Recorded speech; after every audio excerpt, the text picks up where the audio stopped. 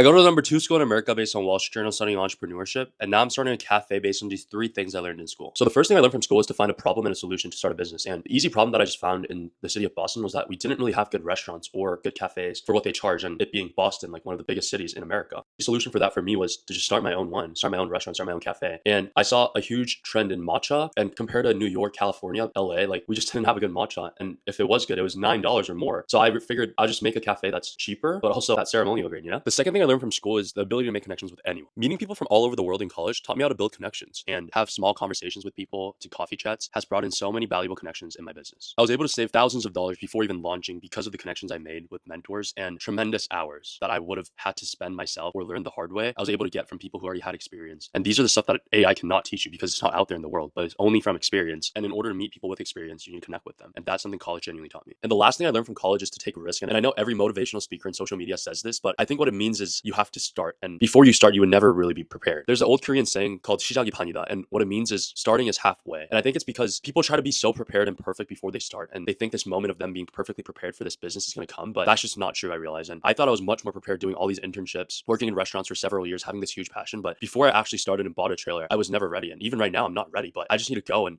putting myself in a situation where there's pressure, there's monthly fees that are going out, there's bills that I need to pay. That's when I finally started learning so much more and bringing in connections that I really need at this moment. Because if I don't, I'm going to fail. And there's only things you can learn while you actually experience that at this moment. Like for today, I finally learned how to screw stuff in the wall for my trailer, because before I was never a handyman and I never had to do it myself. But finally being in a position where I have to do it made me learn. And so the college I go to is Babson College. And if you want to start your own business, I highly recommend it.